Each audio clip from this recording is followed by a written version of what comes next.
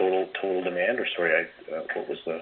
Oh, sure. So, volume, demand volume for each of the categories, and I think Tracy had it for each brand as well.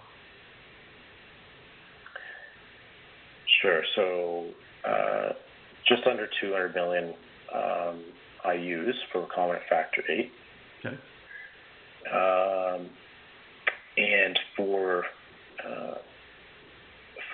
plasma-derived or von Willebrand factor, another 24 million IUs. Okay. And just to give rough allocations within that.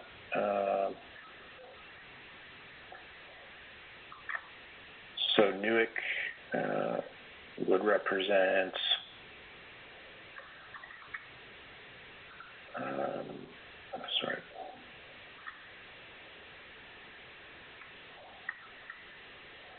about 7%.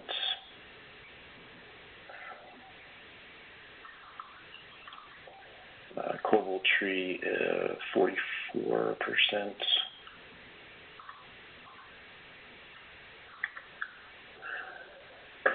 Zinta 14%.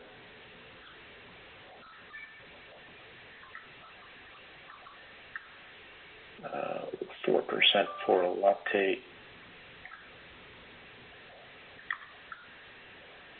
12% for Jivi. And about 30% for Dynavate. Okay. And then between the plasma derived, so it looks like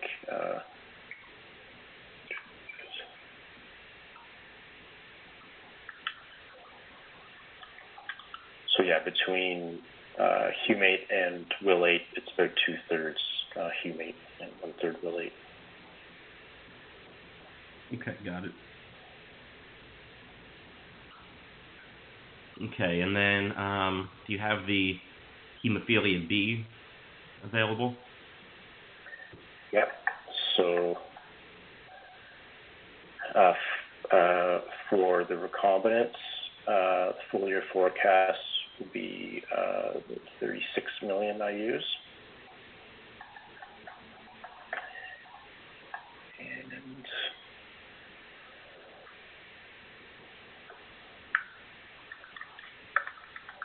that would be about 52%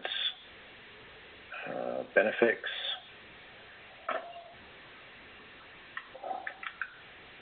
7% Alprolix, and 37% Revenite. Okay. Sorry, you said 37? 37, yeah. Okay, got it.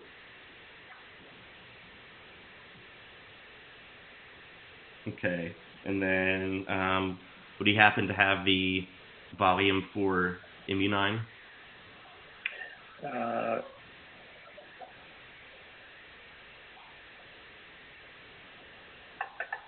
So full year forecast, 1.7 million IUs. Okay.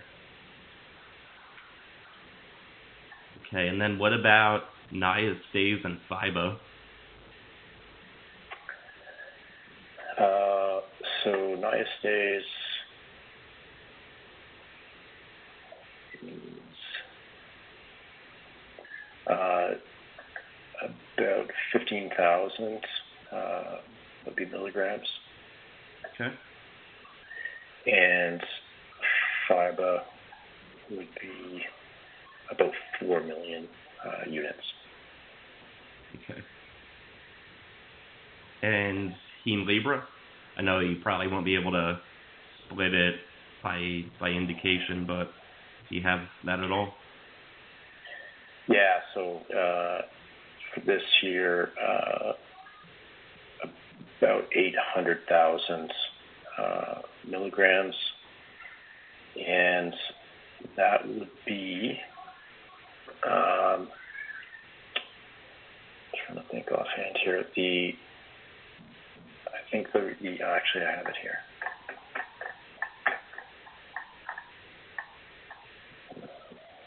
So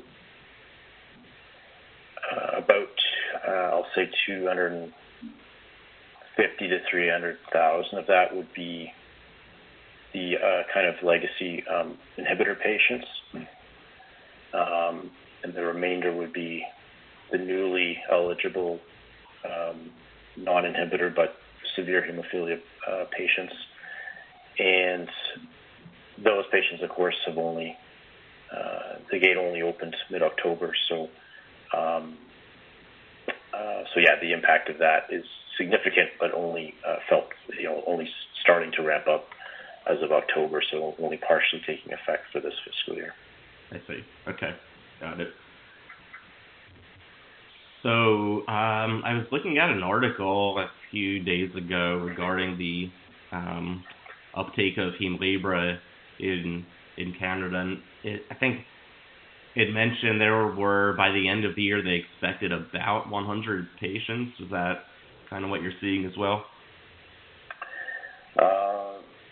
It'll be higher than that, for sure. Right now, it's really only limited by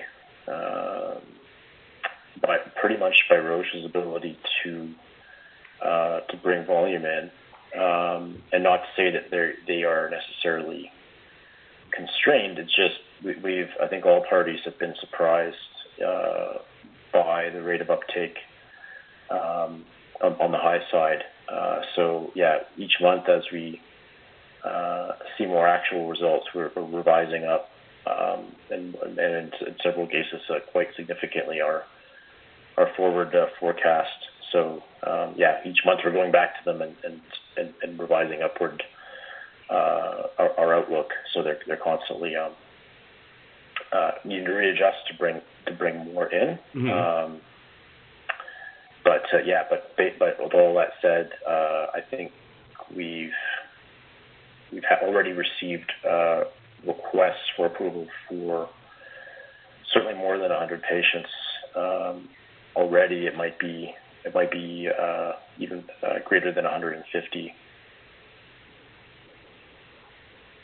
Okay. So it sounds like the decision by Genentech, it's not necessarily a production constraint on their end. Is that fair to say?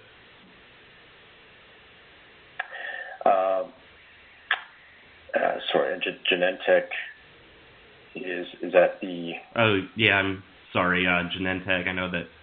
I think that are they the marketer of it in Canada? Maybe Roche. No, and forgive maybe my lack of just industry awareness on that. But for us, we deal with Roche Canada. I see. Okay. Is the name of the entity, but we're probably talking about the same. Just the distributor that we deal with. Nothing. They're not certainly not restricting. Or there's no indication that they are materially constrained.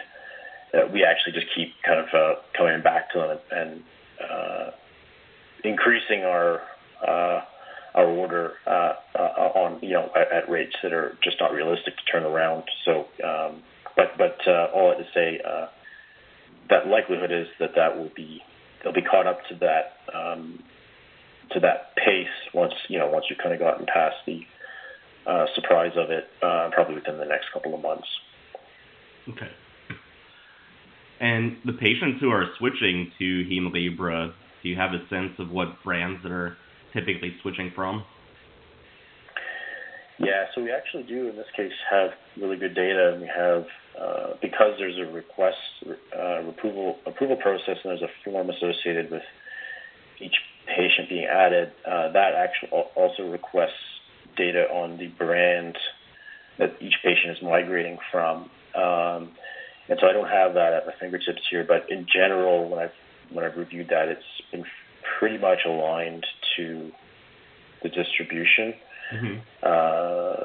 So all that to say, no bias or trend or any leaning to necessarily towards one brand or another, more other than just